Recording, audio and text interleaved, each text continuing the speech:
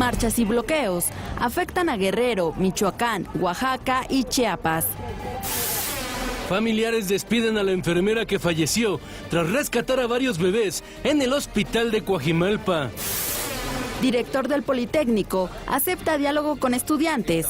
Alumnos analizarán propuesta de autoridades educativas. Rescatan de una fábrica a 129 personas explotadas en Jalisco. Detienen a 4 ciudadanos coreanos. Francia y Alemania suman esfuerzos para acabar con el conflicto en Ucrania. Pena de muerte para ciudadanos de Corea del Norte que distribuyan la película estadounidense The Interview.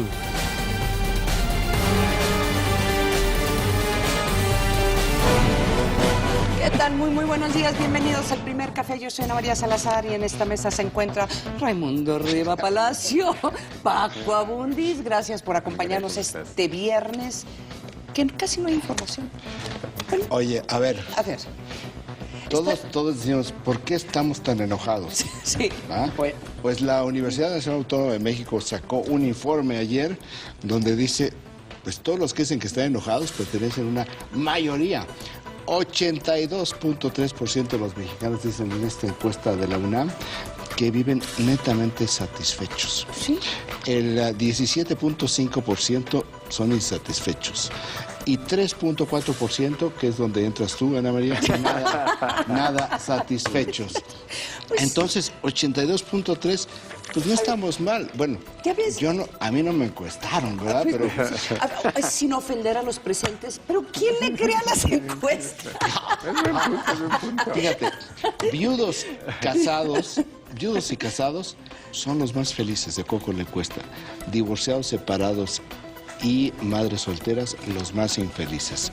Ahora, interesante, la mayoría de los encuestados dicen que el dinero no es lo más importante para su felicidad, sino las relaciones familiares. Fíjate, es consistente con muchos otros estudios previos y sobre todo en el tema de niveles de felicidad somos objeto de caso de estudio a nivel mundial. Sí, ¿verdad? Es decir, junto con nosotros, ¿qué es lo que dicen? Es un fenómeno... ¿Son mentirosos o están esquizofrénicos? ¿O son marcianos? O hay escalas que no aplican. Ahí sí yo creo en el Mexican Uniqueness, que hay ciertas cosas que de pronto no pasa en otros lugares, y sí creo que tenemos un cuestionamiento sobre categorías. Es decir, en estudios de Gallup y de Pew, sí, hay un gráfico muy famoso que correlaciona el nivel de ingreso con el nivel de felicidad. Y ahí somos algo que se conoce como dato fuera de rango, en inglés sería outlier, o dato aberrante, ¿no? Es como se le conoce, y junto con Brasil y Colombia estamos como una nubecita aparte, donde nuestros niveles de ingreso no corresponden a nuestros niveles de felicidad. O sea, somos casos de estudio a nivel mundial. Sí. Entonces, esto corresponde perfectamente. Oye, no, pero está bien, por eso la Secretaría de Hacienda puede hacer lo que hace, ¿verdad? Porque el dinero para nosotros no nos importa, según las encuestas. Ahora, quien no debe estar nada satisfecho, quien debe estar en este momento en ese bloque del 3.4%, que debe ser muy infeliz, pues es el nuevo secretario de la Función Pública, sí, porque pues lleva 72 horas en el cargo y no logra sentarse en términos de credibilidad y legitimidad en la silla. Hay una estrategia de Los Pinos, porque es quien desarrolla la estrategia de comunicación. Ninguna secretaría puede hacer nada si no pide el visto bueno, si no se lo autoriza y se lo diseña y se lo ordena la oficina del jefe, de oficina de la presidencia, perdón por la redundancia, porque no le fue bien en este blitz de medios electrónicos. Lo llevaron con la prensa extranjera y la prensa extranjera, con quien tuvo ayer un encuentro, pues lo que dice lo descalifica. Sí. Lo descalifica porque dice, bueno, pues el empleado va a investigar al empleador. Pues esto no se da. Como los criterios en el mundo para este tipo de situaciones son fiscales, independientes, o tienen cámaras muy sólidas y se crean comisiones especiales. O nombradas por el Congreso. O nombradas por el Congreso, sí. Entonces, que son los fiscales especiales. Como aquí ni siquiera el secretario de la Función Pública pasa por la autorización del Congreso, como sí pasan otros secretarios de Estado, de acuerdo con la ley. Entonces, están tratando primero de decir si tiene una legitimidad, si tiene credibilidad. Y lo que le dijo Virgilio Andrade a los corresponsales extranjeros, bueno, nosotros vamos a actuar dentro del margen de la ley. Y ahí viene la siguiente crítica. Pues es que no hay leyes. O sea, sí hay leyes, pero no hay manera de nada porque simplemente es una ley casi denuncia. Pues y para que nos entienda el auditorio, él no puede investigar conflicto de intereses. ¿No hay ley? No hay ley. O sea, el solo hecho de que él se embarque en ese proceso, porque se lo pidió el presidente... Ayer comentábamos solamente en un punto, que es para funcionarios en activo, lo cual no se aplica. O sea, no se aplica, por eso va a investigar la obra pública. Es decir, arranca muy cuestionado. ¿Cuál es el punto positivo? Por el diseño y por la persona. Porque las críticas van en... Son las dos, sí. Entonces, bueno, ¿cuál es la ventana de oportunidad que tiene?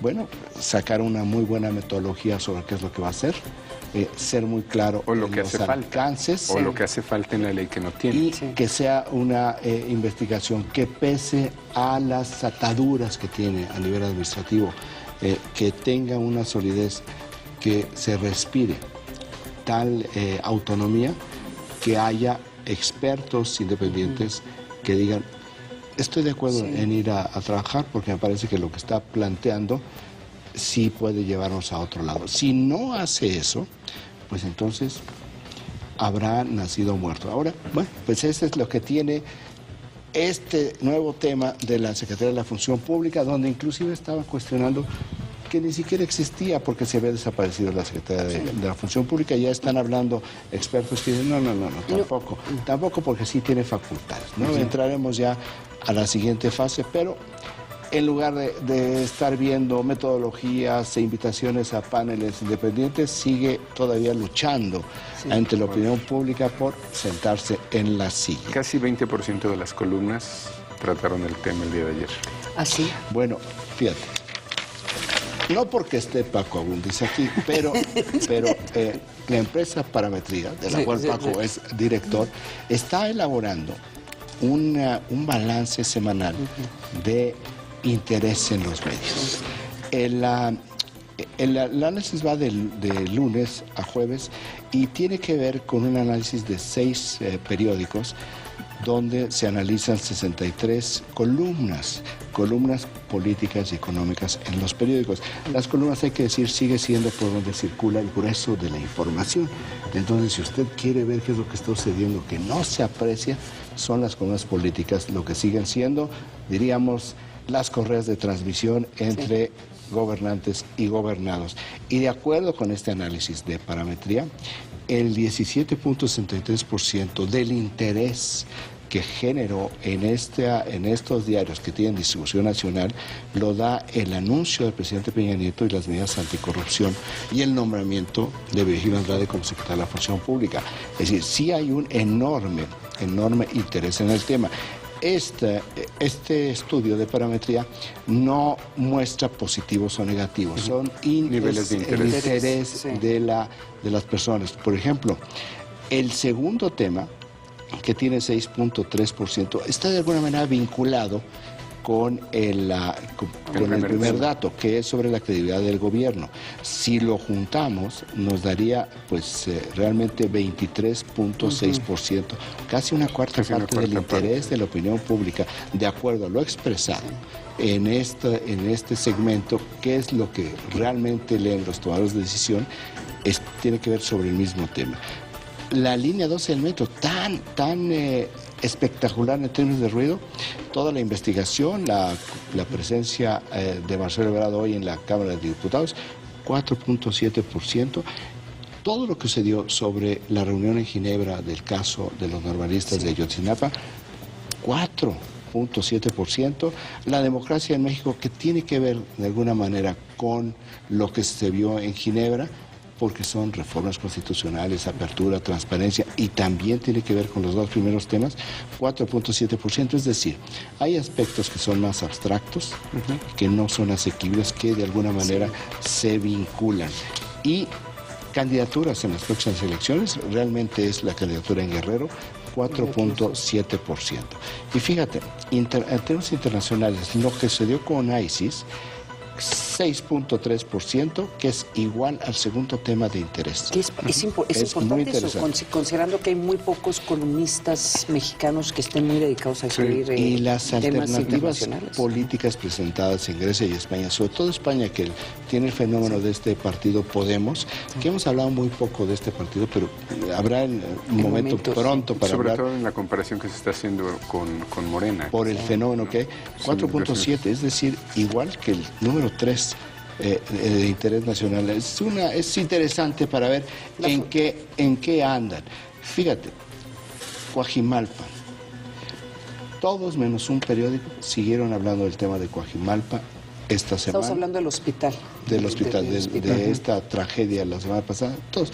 Es decir, también habla de cómo los temas se surgen y se nos van rápidamente en lugar de dar un seguimiento. 1.6%. Que por cierto ahí me parece una nota muy importante hoy, que no tiene que ver con columna, que es cambios en los protocolos, que es lo que decíamos, cambios en los lugares de las tomas de gas. Sí, claro. Eso es como consecuencia. Fundamentales. Ya estamos viendo acciones directas para minimizar los daños y minimizar esta posibilidad, bueno, cuando se dan estos accidentes. Nos vamos ahora directamente al PAI informativo de la Agencia Internet. 34% de los impactos pues lo que pide el IFAI a la Secretaría de la Defensa Nacional, que después de una solicitud le ordena a la Secretaría de la Defensa Nacional que entregue todas las fotografías, toda la información que tiene de la noche del 27 de septiembre del 2014, que quiere decir que están pidiendo que toda la documentación que obtuvieron los soldados del Batallón 27 de Infantería en Iguala, la noche que fueron desaparecidos más de 43 normalistas, sea hecha pública. Es fascinante esta decisión, porque por una parte, ¿qué te está diciendo esta decisión? Que el ejército tiene información que no le está dando a la Procuraduría. Porque si esto fuera parte de la investigación de la Procuraduría, no lo tendrían que entregar. No sabemos si el ejército lo tiene. Es decir, no ha respondido la Secretaría de la Defensa Nacional, y la Secretaría de la Defensa Nacional podría decir que no tiene. O sea, sí estaban nuestros soldados, porque sí estaban en la calle, pero no tenemos ni fotografías ni tenemos ese tipo de material que nos están pidiendo. No, de acuerdo con lo que yo leí, no se le está pidiendo al IFAI, a la Sedena, que dé los oficios de esa noche. Le está pidiendo la documentación gráfica que pudieron haber tomado en las calles. Pero sí me entiendes. Sí, por supuesto. Si es que ellos tienen información y que no lo está entregaron, integrada. Que no está integrada, ahí hay un problema. Hay un problema muy serio en términos de la relación que hay entre la PGR y lo que hace la Sedena. Sí, la pidió la PGR. Pues es que... ¿verdad? Entonces, digamos, los tramos de control hay que ver exactamente en dónde está, hay que ver cuál es la respuesta de la Secretaría de la Defensa Nacional. Perdón, ¿y esto viene de una petición sobre el IFAI o el IFAI de manera... No. ¿Alguien le pidió a la IFAI? El IFAI de manera espontánea, por creativos, no lo hace. No lo hace, no. Tiene que venir una petición, y la petición fue, seguramente se le hicieron a la Sedena, que es un poco el procedimiento, y la Sedena simplemente respondió, no sé en qué términos, pero dijo que no, y entonces va al IFAI, y el IFAI analiza y emite una resolución, y esta es la resolución. Perdón, ¿y esto no estaría en el límite de obstruir o de alguna manera dificultar todo el proceso de investigación de la PGR? Pues es que ese es no estamos en un conflicto. Es el tramo de control. De valor ahí, de qué importa más. Si la Secretaría de Defensa Nacional aporta cualquier tipo de información, entonces estaremos viendo una debilidad en la investigación de la PGR, porque nunca se abrió ninguna línea de investigación sobre el ejército, por lo cual nunca se les pidió información. Y hasta donde, la última vez que chequé, tampoco de manera, digamos, oficial, el procurador o el Ministerio Público Federal pidió al Batallón 27 de Infantería, a través de los conductos adecuados, si tenían información que fuera útil para el caso.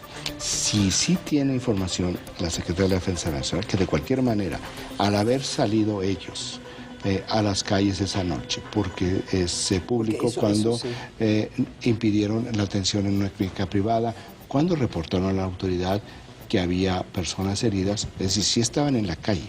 El hecho de que ni siquiera los hubieran llamado a declarar para decirles en qué esquina lo vieron, qué es lo que ustedes escucharon, cómo salieron, ya te habla de una deficiencia en la investigación. Por eso traemos los problemas en el mundo que traemos, porque dicen es que la ley no se aplica adecuadamente, es una debilidad de la investigación.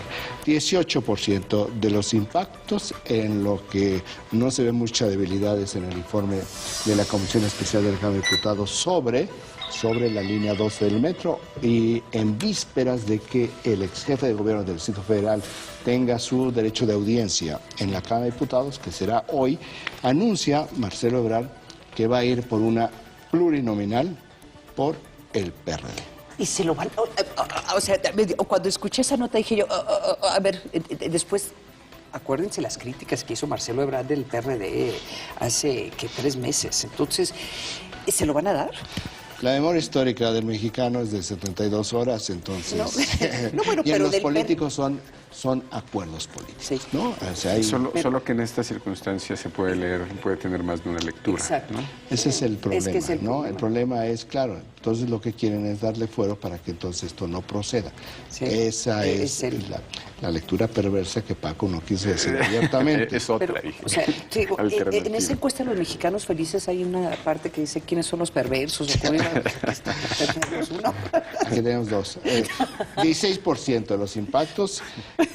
Ayer se conmemoró el centenario del nacimiento de Gabriel Vargas, que es uno de los padres de la historieta mexicana, que durante 60 años, a través de sus 60 personajes de la familia Burrón, pues lo que hizo fue una crónica cotidiana de la vida urbana mexicana.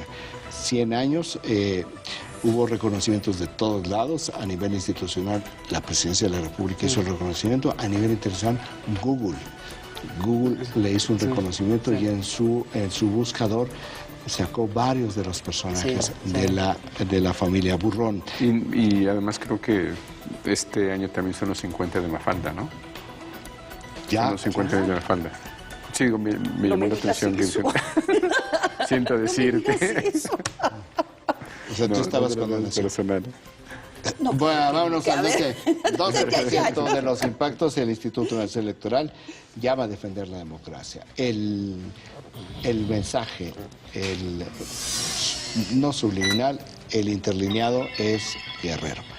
11% de los impactos. El PAI informativo de la agencia Intérite recoge una noticia vieja.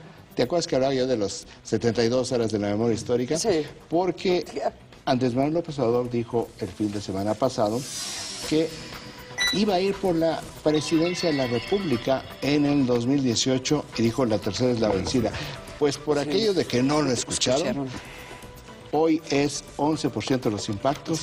La declaración de Andrés Manuel López Obrador de la tercera es la vencida. Así que ya tenemos a una de las personas que estarán en la boleta electoral del 2018. ¿Quiénes serán los demás? No tenemos la más mínima idea, pero Andrés Manuel López Obrador sí. Entiendo la queja de Andrés Manuel López Obrador que dice que los medios de comunicación no le hacen caso. O sea, esa es una supernota. Esa es una supernota cuando lo piensas. Sí, pero tarde. No, creo que hay otra que tampoco, pues, vi reflejada o no analizamos, que es su petición de participación y no abstenerse. Lo comentamos de manera muy pero creo ligera, que es muy tan importante como esta. Yo creo que es mucho más importante, porque tú lo comentaste desde hace ya varios días, cómo se ha vuelto un promotor del voto y decir, vayan a las urnas a votar. Y esto es muy importante para un actor que realmente jugaba mucho en lo antisistémico. Aquí dice, no, vayan a votar. Exactamente. Y esto es que la votación es importante y es la manera de cambio en este para país. un partido de nuevo registro que se está disputando el liderazgo de la izquierda. Es decir, está leyendo en sus diagnósticos lo mismo que todos los demás. Y la lo mayor está leyendo muy bien, porque además puede él ser uno de los ganadores. 9% de los impactos. La Cámara de Diputados, hizo algo muy importante ayer, aprobó una reforma constitucional para que los nuevos créditos en el Distrito Federal y los estados, lo que tiene que ver con deuda pública, pasen antes a revisión por una comisión bicameral, que ya no sea directo en el endeudamiento a través de los congresos locales. A través de los congresos locales. No, ya es a través de los congresos locales. La reforma constitucional es para que una vez que esté aprobado por el Congreso local, que es a donde va actualmente un gobernante, pase a una comisión bicameral federal. Imagínate. ¿Cuál es la preocupación que tienen? Pues que en la última década el endeudamiento público subió 400%. Pues así tienen toda la razón en establecer este tipo de controles. Ahora también es una crítica indirecta a los congresos locales. Sí, no, bueno, pero también yo me imagino que los gobernadores ahorita están sentados diciendo, oh Dios, cómo funciona tan bien la Cámara de Diputados y claro que no va a haber alguna injerencia política para decir si van a permitir que un gobernador se endeude o no. Estamos construyendo un sistema nuevo y los temas nuevos tarda el tiempo. Y yo también creo en los unicornios en Punta Tierra. Nos vamos a un corte, no se vaya mucho más aquí en el primer café.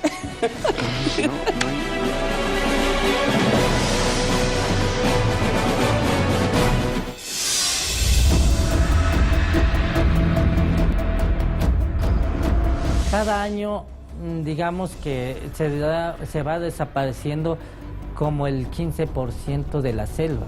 Pablo Chanquín vive en la selva lacandona y por 4 décadas ha sido testigo de su devastación por conflictos agrarios, explotación de recursos, tala ilegal y la caza de especies en peligro de extinción. Sí es preocupante ver que otras etnias entren a acabar con la selva.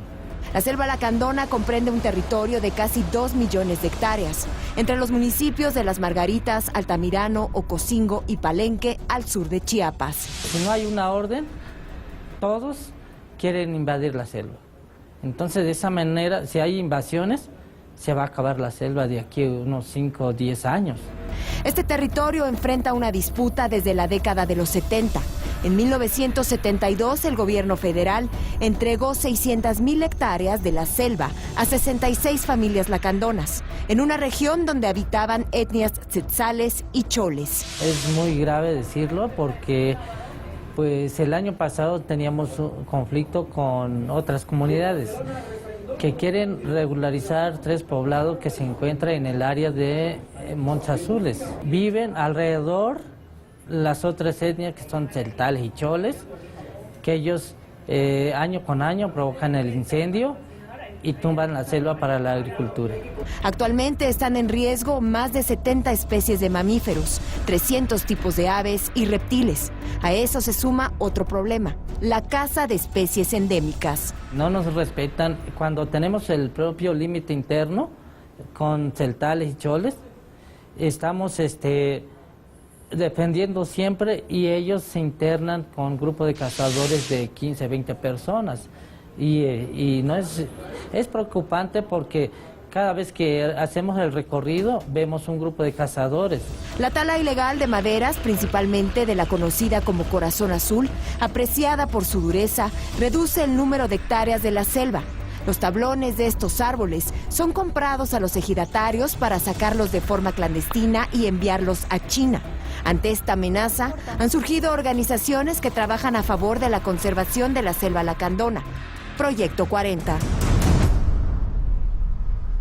Jorge Fernández Menéndez, Viviana Versazo, solo 2 grandes periodistas con una amplia trayectoria podrían confrontar a los rostros del ¿Qué poder. hacían los jóvenes de primer ingreso de la normal de Ayotzinapa a 200 kilómetros de su escuela? ¿Qué pasa cuando de repente ha habido muchas marchas, muchas manifestaciones, por supuesto legítimas, pero ha habido otras donde el objetivo es atacar a los En policías? el poder y en la política, todo, absolutamente todo, es personal. Lunes a viernes, 21 horas. Proyecto 40. Me siento tranquila, protegida, porque voy a dejar a mis hijos protegidos. Con el seguro de vida para jefas de familia, han sido registradas 5.400.000 mujeres. Y gracias a eso, ahora más de 8.000 niñas, niños y jóvenes que lamentablemente perdieron a sus madres, tienen garantizada su educación hasta el nivel superior. Gracias al seguro, pues terminé la prepa y ahorita voy a hacer examen para entrar a la universidad. Mover a México, Secretaría de Desarrollo Social. Gobierno de la República. Me queda claro que con estos no avanzamos. Cada vez estamos peor. Los que tienen el poder de cambiarlo no lo hacen. El dinero no alcanza. Y en todos lados hay más delincuencia. Ya no podemos seguir así. Lo justo sería tener un salario digno y que a los corruptos los metan a la cárcel. Cambiemos el rumbo con nuevas ideas. Que nadie nos diga que no se puede. Claro que podemos. ¿A poco no? Partido Acción Nacional. En el PRI te aplaudimos. Quienes vienen a ayudarnos a atender a sus familiares enfermos son admirables. Todavía no se me olvida cómo todos los mexicanos nos unimos en el terremoto del 85. Die Warmherzigkeit der Mexikaner ist mit nichts vergleichbar auf der Welt. Y el ingenio del trabajador mexicano es único. Por todo esto, los priistas admiramos a los mexicanos que trabajan para disfrutar de lo que más quieren. PRI, trabajando por lo que más quieres. Pasan los años y la historia se repite. Pero no, lo que se repite son los errores. En cambio hay cosas que no solo se repiten, siguen siendo lo mismo. Nos dicen que la economía va mejor. Pero a ti, ¿por qué no te alcanza? También nos dicen que la seguridad es un hecho. Pero, ¿por qué nos faltan 22,000? En el PRD somos muy conscientes de lo que no funciona en México. Por eso, tu voz es nuestra voz. ¿Cómo pude ser tan tonto? Se ven unas chavas bien. Están guapas. Ella me ofreció una pastilla y yo, con tal de ligármela, me la tomé. Me sentí tan bien que al rato le pedí más.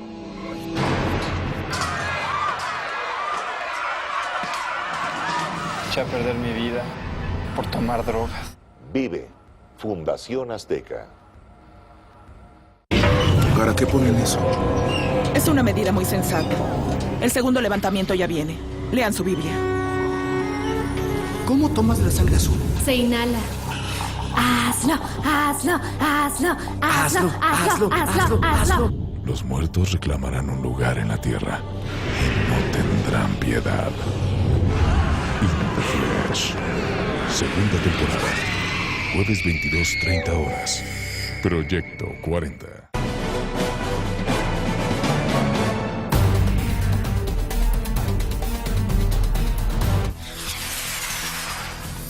Ayer fue un día de marchas y caos vehicular en algunos estados del país.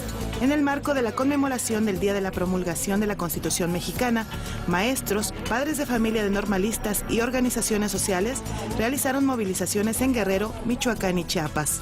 Las demandas principales fueron la aparición con vida de los jóvenes desaparecidos de Ayotzinapa y el pago de los salarios que no han recibido. En Guerrero, cerca de 8,000 manifestantes bloquearon ambos sentidos de la costera Miguel Alemán, generando caos en la zona. Otra manifestación reunió a integrantes del Movimiento Popular Guerrerense, normalistas de Ayotzinapa, integrantes de la CETEG y organizaciones sociales. Estos grupos se desplazaron por 2 de los 4 carriles de la Autopista del Sol en dirección a Acapulco. Finalmente, el contingente hizo una escala en el Congreso y terminó su recorrido en el Parador del Marqués, donde estuvieron aproximadamente hora y media. Otro contingente marchó al centro de Chilpancingo. Ante este panorama, la Policía Federal dispuso una fuerza de 2,500 elementos para resguardar edificios, entre ellos el Congreso del Estado y el Ayuntamiento. Michoacán también sufrió por las marchas. Cerca de 2,000 integrantes de la sección 18 de la CENTE tomaron las instalaciones de la Secretaría de Educación en el estado. Otro contingente marchó del monumento al general Lázaro Cárdenas hasta el centro histórico.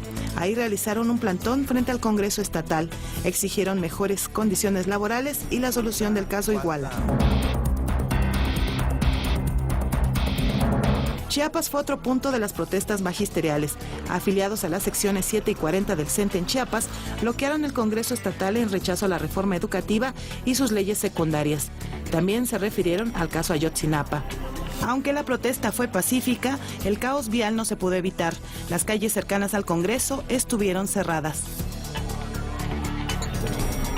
Regresamos con nuestros analistas a la mesa de El Primer Café. Maestros disidentes se enfrentaron en Oaxaca, lo que dejó un saldo de 3 heridos y una persona retenida. En Oaxaca, un grupo de profesores de la sección 22 de la CENTE se enfrentó con otro grupo de la sección 59 del Sindicato Nacional de Trabajadores de la Educación que se manifestaban en la delegación estatal de la SEP para demandar la liberación de pagos pendientes. El saldo fue de 3 profesores lesionados y otro más retenido por parte de la sección 22 de la coordinadora, el cual fue llevado a la sede de este gremio. Horas más tarde, Rubén Núñez, líder de la sección 22 de la CENTE, negó que ellos hubieran retenido a un profesor de la 59. No tenemos hasta el momento el informe concreto, debo decirles de manera muy sincera y franca que no tenemos el informe incluso del nombre o la persona de que se trata. Sin embargo, vamos a nosotros a través de nuestra estructura a revisar esta parte. Como parte de la jornada de protestas convocada a nivel nacional, la sección 22 de la CENTE bloqueó además la sede del Congreso oaxaqueño.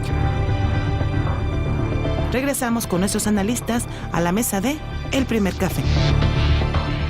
Pues en los tres estados es una cosa increíble, los 4 estados. Hay cosas aquí que se cruzan y que no se entienden. Lo que pasó en Oaxaca fue el enfrentamiento entre la sección 22, que desde su nacimiento, hace ya 40 años, había controlado Oaxaca y que en la crisis... pero surge en Chiapas, ¿no? Sí, en Chiapas surge hace 40 años, pero la parte fuerte es Oaxaca, o sea, es donde se desarrolla más. Por eso aparece Chiapas en las marchas y en toda esta contaminación que se ha controlado bastante bien. Sí. Para como es Chiapas y sus propias condiciones socioeconómicas, está bastante acotado, al igual que el Distrito Federal, que también hay una sección de la coordinadora, pero no está en esta lógica. Michoacán a veces escapa un poco. ¿Podrías decir que son menos radicales? Bueno, no hay duda. La parte más radical es la sección de Michoacán, pero es muy pequeña. La parte en Oaxaca está... quita eso. Sí, es que la parte más importante está en los valles. En los valles hay 70,000 maestros, la zona de los valles. Por eso, las movilizaciones en Oaxaca tienen que ver el número de personas con la región que le toca hacer la movilización. En este momento es muy amplia porque es la región de los valles la que está ocupada, la que está en esta semana haciendo los plantones. La próxima semana ya vendrá otra región y se va a disminuir el número de personas. Esto es interesante saber porque a veces se puede pensar, bueno, ¿por qué hay tanta gente? Bueno, ya se bajó el movimiento. No se ha bajado. No. Lo que sucede es que van en sus organizaciones, región por región, organizando los plantones. Ahorita está la 22. Muy importante lo que pasó en Oaxaca por un contexto político nacional. Se enfrentaron con la sección 59. La sección 59 no existía. Pero en el 2005, en la gran crisis que tuvo el gobierno de Ulises Ruiz en Oaxaca, la maestra Elbester Gordillo se inventó la sección 59 en Oaxaca para balancear y hacerle un contrapeso. La captura de la maestra Elbester Gordillo, que acaba de cumplir 2 años en la cárcel, pues realmente lo que hizo fue eliminar a una persona que tenía mucha experiencia en el contrapeso de la coordinadora. No es casual que la coordinadora de un grupo político de interés, un grupo de presión pequeño, se haya convertido en 2 años en un movimiento nacional. Estaba acotada a 5 entidades, de las cuales acabamos de platicar como Chiapas y el Distrito Federal está bastante controlado. Que algunos lo preveían, ¿no? Es decir, el hecho de que no hubiera un liderazgo claro, tan centralizado, tan jerárquico como el de la maestra, este era un escenario posible. Es que eliminaron a quien controlaba, Oye, quien podía establecer este tipo de... Y hablando de la maestra, es su cumpleaños. Ayer cumplió 70 años la maestra. Sigue delicada salud. Ahora, Esto es lo que pasa en Oaxaca. Están enfrentadas las dos secciones, que es muy, muy importante, porque estamos viendo que se están renovando los niveles de violencia entre las dos secciones magisteriales, con algo que ya pasó en Acapulco hace varias semanas. La gente, ante la no acción de la autoridad, abrió los pasos, rompió los bloqueos. No hubo conatos de violencia como sucedió en Acapulco.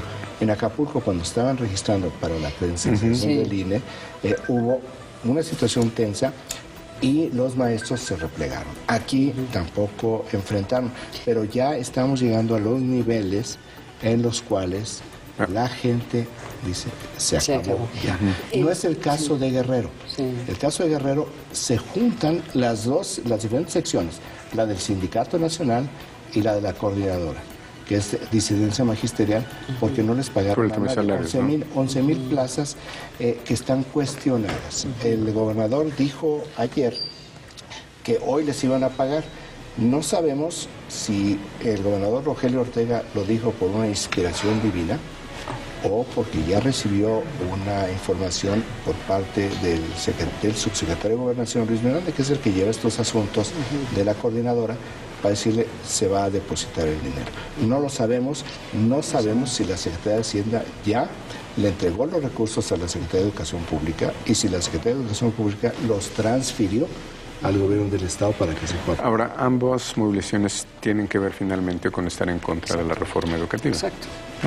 Por un lado o por otro, el punto fundamental. La base es: no queremos la reforma educativa en la cuenca del descontento en el sur del país. Y estamos hablando de 12,000 personas en Guerrero que no recibieron su pago, pero esto va a ser un tema, también es un tema en Oaxaca, porque también parte de lo que se estaba escuchando es que no les habían pagado. Bueno, lo que pasa es que ahí ni siquiera se pudo completar el censo. Oye, Fernando Vargas nos dice, en el DF ya no hay una sección completa de la CENTE.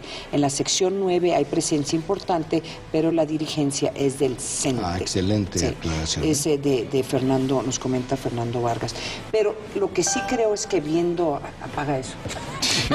Es que todos estamos recibiendo mucha información, muchos mensajes de ustedes, muchas gracias, los mensajes que nos mandan por Twitter. Pero lo que sí nos dice esta nota de nuestros compañeros es que es probable que va a continuar incrementándose las protestas, apenas que el gobierno y los estados tengan una estrategia diferente, que no la pueden tener porque están implementando la reforma educativa. Bueno, no pagan los estados. Ya lo habíamos estado platicando desde el año pasado, cómo se iba a problematizar de otra manera. Ahora, es muy fácil. ¿Cuál es el quid pro quo? No hay elecciones en Guerrero si seguimos así. Si no hay reforma educativa, viva la democracia. Viva la democracia. Nos vamos a ir a un corte. Regresando vamos a escuchar una entrevista con el procurador de Tamaulipas, que nos va a hablar sobre la violencia en Tamaulipas y el ataque a uno de los medios de comunicación de ese estado. No se vaya, mucho más aquí en el Primer Café. Tiene capacidad.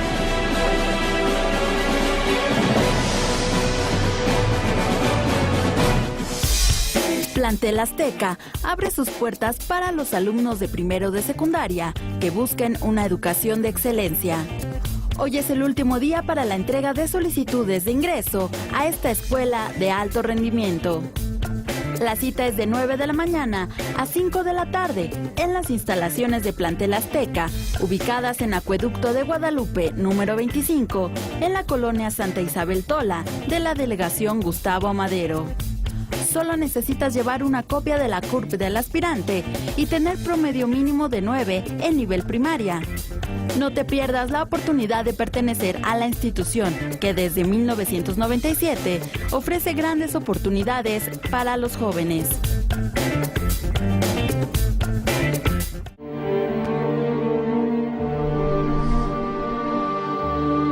Es un poco compulsiva, tal vez deba decir compulsiva y neurótica.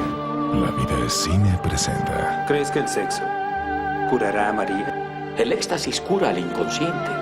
Les enseñaré a ti y a María el mayor placer que hayan imaginado. El éxtasis. Viernes 22:30 horas. Proyecto 40. Creo que básicamente la cruzada es eso, apoyar a las personas para que se organicen y puedan de alguna forma obtener su propio desarrollo. Proyectos como el comedor o como el huerto los va integrando y sí hay una mayor unión o una mayor cohesión social. Se siente bonito porque ya no nomás vienes y no, pues me van a traer esto, no, hay que hacerlo. Ahora sí, como dice el dicho, con el sudor de su frente de uno. Cruzada Nacional contra el Hambre. 2 años cumpliendo. Mover a México. Gobierno de la República. Mientras los partidos tradicionales nos ignoran, en los gobiernos de Movimiento Ciudadano, nosotros decidimos en qué obras se invierten nuestros impuestos. Votamos para decidir si sus presidentes municipales merecen seguir en el cargo o se van. Y participamos en las decisiones que se toman en los ayuntamientos. Votamos, aprobamos y hasta presentamos propuestas de reglamentos. Ya demostramos que no somos lo mismo. Movimiento Ciudadano. Me queda claro que con estos no avanzamos. Cada vez estamos peor. Los que tienen el poder de cambiarlo no lo hacen. El dinero no alcanza. Y en todos lados hay más delincuencia. Ya no podemos seguir así. Lo justo sería tener un salario digno y que a los corruptos los metan a la cárcel. Cambiemos el rumbo con nuevas ideas. Que nadie nos diga que no se puede. Claro que podemos. ¿A poco no? Partido Acción Nacional. En el PRI te aplaudimos. Quienes vienen a ayudarnos a atender a sus familiares enfermos son admirables. Todavía no se me olvida cómo todos los mexicanos nos unimos en el terremoto del 85. Die Warmherzigkeit der Mexikaner ist mit nichts vergleichbar auf der Welt. Y el ingenio del trabajador mexicano es único. Por todo esto, los priistas admiramos a los mexicanos que trabajan para disfrutar de lo que más quieren. PRI, trabajando por lo que más quieres. Las cámaras te vuelven una estrella.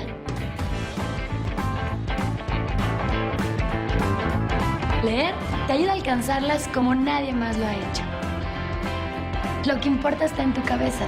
Lee 20 minutos al día. Consejo de la Comunicación, voz de las empresas. 5 mentes intelectuales.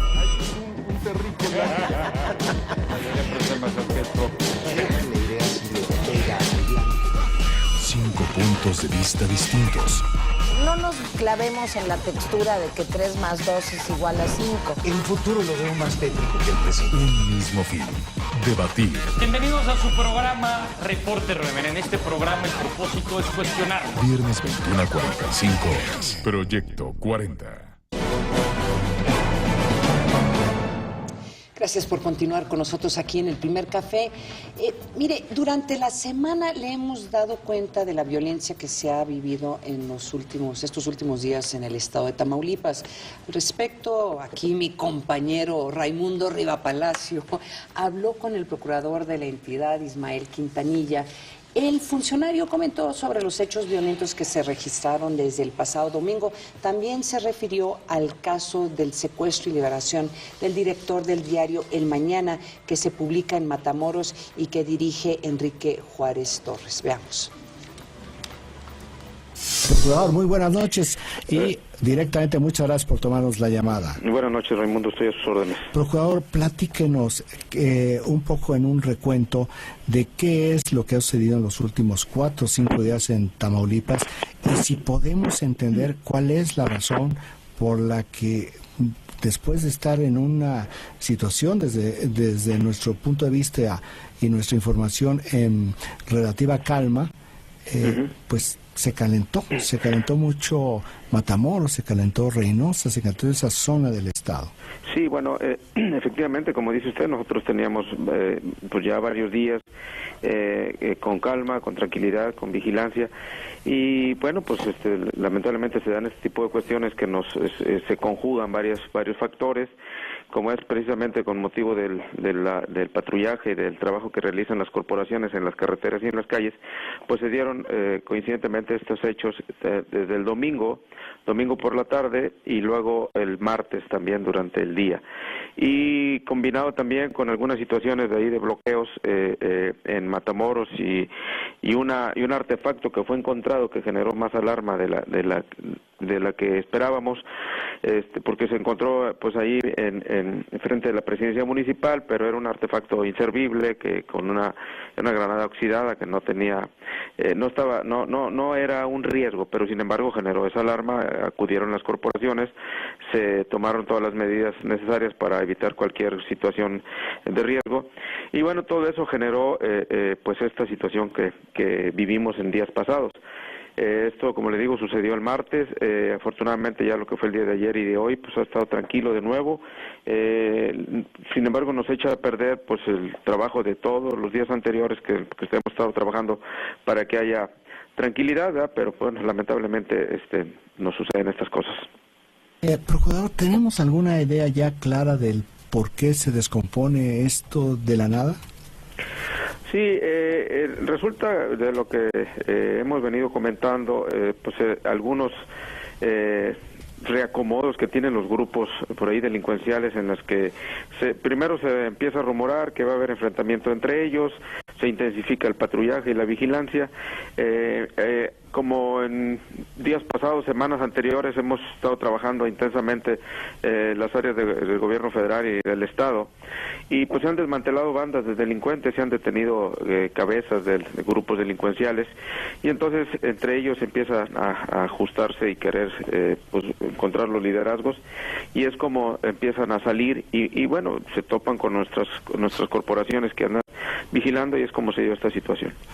Entonces no viene de la nada, viene porque continuaron las operaciones en contra de estos grupos.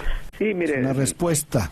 Nosotros hemos estado trabajando de manera permanente desde que yo estoy aquí, y desde que inició el sexenio, se ha estado trabajando para ello. En los últimos meses, cuando el gobierno federal implementó aquí la estrategia de seguridad para el estado de Tamaulipas, pues se diseñaron estrategias, se diseñaron planes y operativos para hacer presencia e investigar y profundizar en todas las áreas y en todo el terreno del estado. Y durante del 13 de mayo hacia acá, del trabajo que se ha realizado, se ha atacado de manera frontal y permanente a la delincuencia. Y bueno, ha habido resultados importantes, ha habido decomisos muy fuertes y muy importantes, no solamente de droga, de armamento, de vehículos, etcétera, y detenciones grandes. Entonces, como le digo, es consecuencia del trabajo que estamos realizando. Pues obvio que si estamos trabajando y estamos afectando a estos grupos, bueno, pues tiene que haber de repente por ahí ciertas reacciones, ¿verdad?, que es lo que nos llevan a estas circunstancias. Procurador, ¿tiene algún diagnóstico de si alguna afectación tiene que ver con los 600 policías federales que servían en el estado de Tamaulipas y fueron ya enviados a Guerrero y a Michoacán? Se quedan sin 400 efectivos y también salieron unidades terrestres, patrullas, helicópteros Black Hawk. ¿De alguna forma este tipo de operativos y también en cantidad ha afectado o ha tenido algo que ver con esta violencia de los últimos días? No, porque en todo caso esos movimientos no fueron de manera reciente. Aparte son paulatinos, pero así como se va un grupo de elementos, llegan otros, y nosotros estamos organizando bien los operativos de tal manera que no quede descubierta ningún área de nuestro estado. Y no creo que esa sea la razón. Esta es una cuestión que está prevista y que sabemos que se puede dar, y independientemente de ese apoyo, nosotros en los policías del estado, en la policía estatal, la Fuerza Tamaulipas, también está apoyando de manera fuerte y coordinada.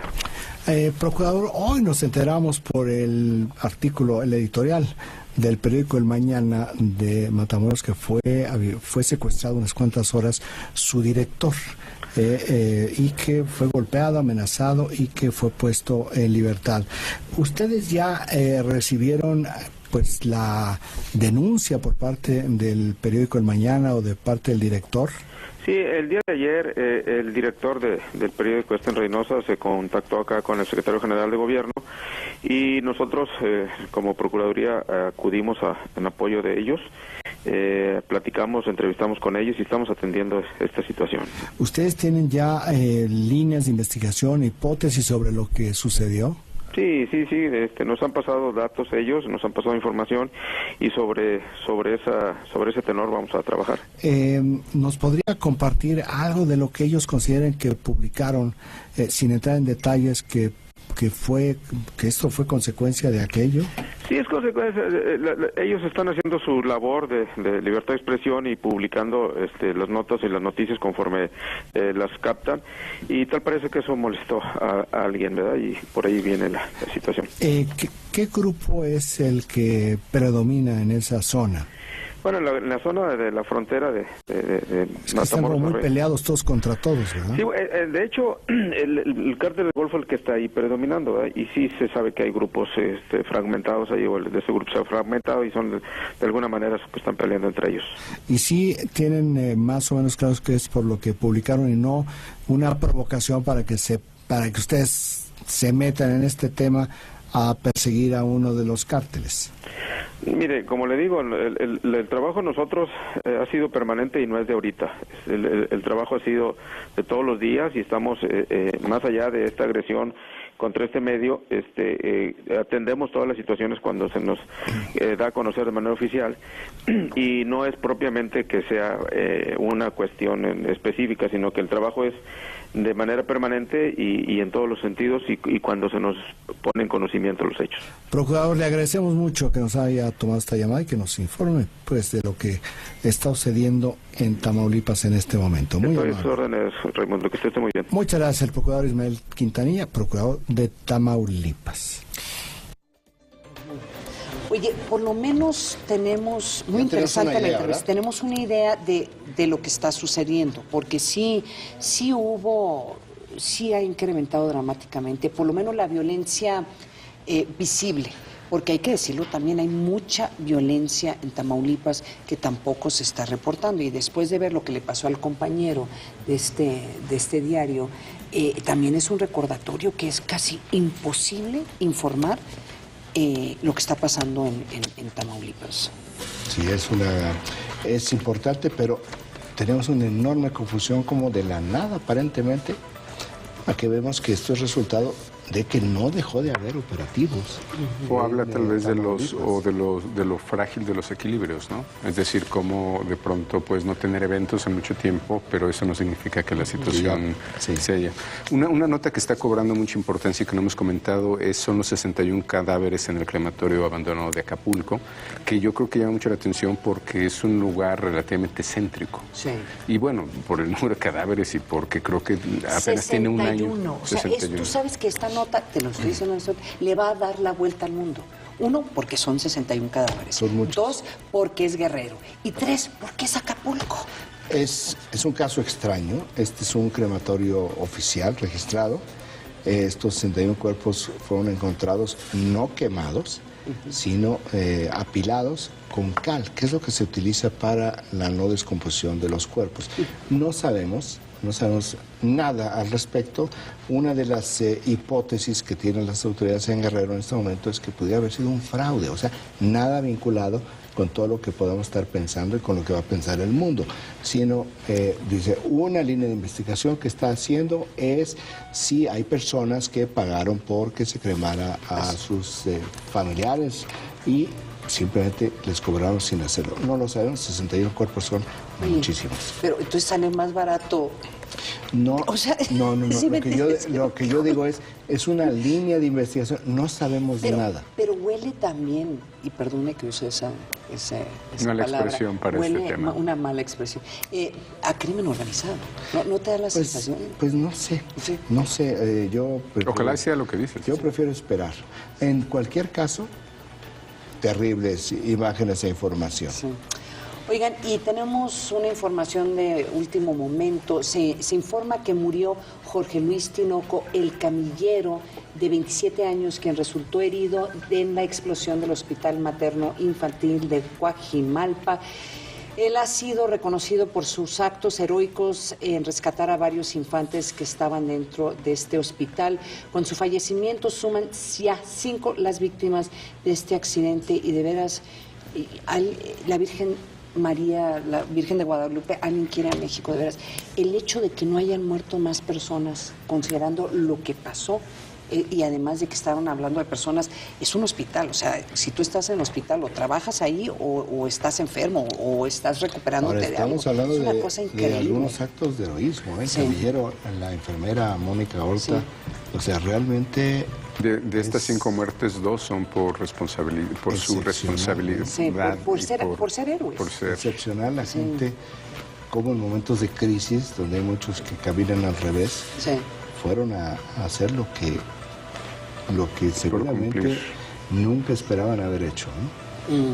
Oiga, vámonos a Corea del Norte. La copresidenta de la compañía estadounidense Sony Pictures, Amy Pascal, presentó su renuncia después de los ciberataques que tensó las relaciones entre Estados Unidos y Corea del Norte, en donde incluso se castiga ahora con la pena de muerte a aquellas personas en Norcorea que están viendo esta película de Interview. Veamos la nota. Ser condenado a la pena de muerte es el castigo que podría esperar una persona en Corea del Norte por difundir la comedia estadounidense The Interview, que caricaturiza al líder norcoreano Kim Jong-un.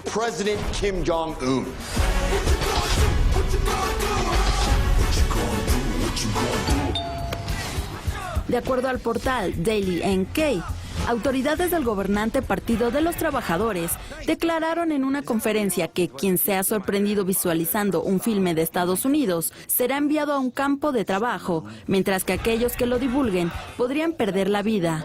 Estas medidas son en respuesta a la amenaza de que el filme ingrese al país. Una organización surcoreana contraria al gobierno anunció a finales de diciembre pasado que enviaría copias de la película en DVD a través de globos en la frontera. Finalmente, no lo hizo a petición del gobierno de Seúl. Pero se cree que otras organizaciones y comerciantes podrían estar introduciendo la cinta a través de los límites con China. La comedia estadounidense ha sido fuertemente criticada en el país asiático debido a que la consideran como un insulto. La polémica generada inició después de que el gobierno norteamericano acusara a Norcorea del ciberataque que sufriera la productora Sony Pictures días antes de que se proyectara la película. Esto provocó que se pospusiera su presentación en las salas de cine. Fue lanzada por medio de plataformas digitales, donde ha recaudado cerca de $40 millones. Finalmente, en diciembre pasado, llegó a las salas estadounidenses, donde el día de su estreno logró recolectar casi $1 millón en unos 300 cines independientes.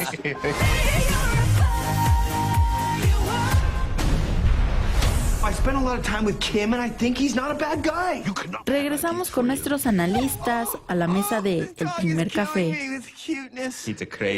No sé, creo que el corto de la película es mucho más interesante, o mucho más divertido que la película. Pero, y esto también sucede en un momento en donde el gobierno de Norcorea ya amenazó a Estados Unidos con un ataque de bombas nucleares. O sea, como que de nuevo la retórica se intensificó a la luz de la película. Y un momento donde en este país los coreanos no tienen muy buena imagen. ¿Y por qué no tienen muy buena imagen? No hay que soslayar lo que sucedió con quien dirigía Sony, ¿eh? Sí, claro. O sea, la empresa, los accionistas sí consideraron que haber hecho esta película sí los metió en un problema, y ese tipo de problemas tienen costos en acciones. Sí, son empresas serias, países serios, ¿eh? Nos mandan varios tweets, ¿verdad? Octavio Costa nos saluda, los saludamos también, y Alexis Cómoda, cuando se refiere al comentario que estamos haciendo sobre Andrés Manuel López Obrador, dice, bueno, ¿y qué no se castigan los actos de precampaña? Es interesante, ¿verdad? Porque interesante. Porque en realidad ya está haciendo campaña para el 18. Pues en un principio sí, pero también, a ver, como dirían algunos funcionarios extranjeros, qué simples, ¿a poco no puedes hablar? Imagínate en todos los otros países, en Europa, en Estados Unidos, no hablar de las campañas presidenciales 2 o 3 años antes. Aclárame una cosa. A ver. ¿Cuál es tu formación? ¿Anarquista o abogado? No entiendo. Si la ley dice eso, aunque no nos guste, es la ley. No, bueno, pero la ley. Pero si interpretan eso como actos anticipados, que la tercera es la vencida, ese comentario es un acto anticipado de una campaña en 2018, bueno, ya no pueden hablar, o sea, que ni abran la boca los políticos, porque cualquier cosa que digan es un acto anticipado. Los políticos son los que hicieron las leyes. Pues sí, pero no, o sea, no nosotros. Pues no, es eso. Hay cosas que nos gustan, a muchos no nos gustan muchas cosas. Sí. Pues, ¿por qué no ¿Por qué no mandamos nuestra carta a nuestros legisladores y decir, oiga, ¿por qué no cambian este tipo de ley? Eso va a pasar, bueno, pues hay que empezar, a hacerlo. Oye, me acusaste de ser anarquista, ¿verdad? Sí. Está bien. Oye, con ese comentario terminamos el programa. No, es un honor para mí que me acusen de ser anarquista. No te acusé, te pregunté qué eras, si anarquista o abogada, porque con respecto a las leyes puede ser ambas. Puedo ser ambas. No son excluyentes. Bueno, se nos acabó el tiempo. Nos vemos el lunes a las 7 de la mañana de nuevo aquí en el Primer Café. Raimundo, buen fin de semana. Pórtense bonito, por favor. Anarquista.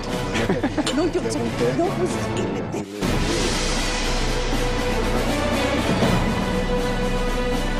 Disfruta con nosotros una buena taza de café.